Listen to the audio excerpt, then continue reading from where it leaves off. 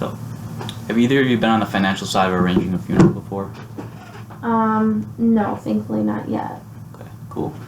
Funerals usually cost about $14,000 these days.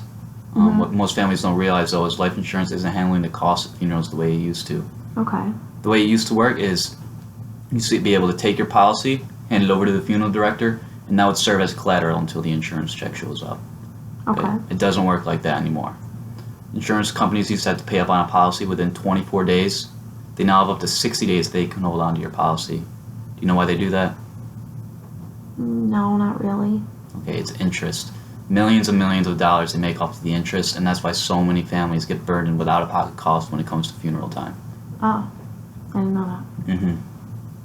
Another thing that's happening is there's two companies going around buying all of the funeral homes and cemeteries in the U.S. and Canada. One is Okay. called the SCI Group out of Texas, and the other is the Alderwood Group out of Canada. Their goal is basically to become the Walmart of the funeral industry. All right. And the reason I mention that is because their corporate policy is 100% of all costs up front.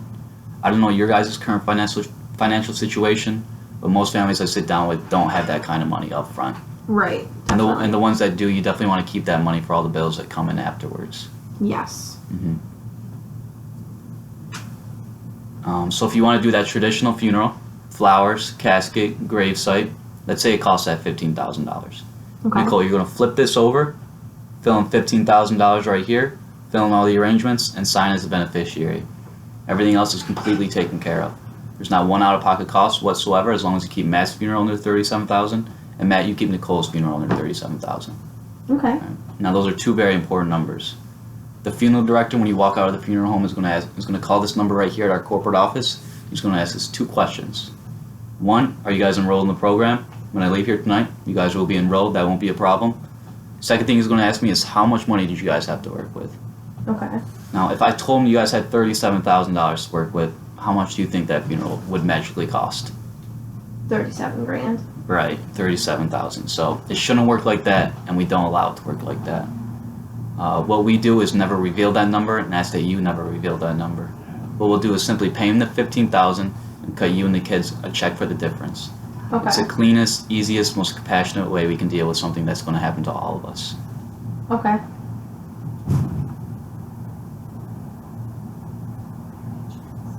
It's kind of like a pre-arranged funeral. Have you guys heard of pre-arrangements? Yeah, I've heard of one.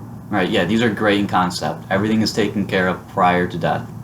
This is the exact same thing, except this is permanent and portable. You're not locked into one funeral home, and sometimes pre-arrangements can be up to $100 a month.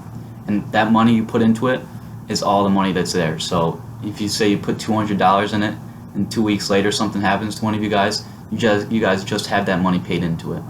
So this is a blank check for $37,000 for the both of you. You each have this certificate.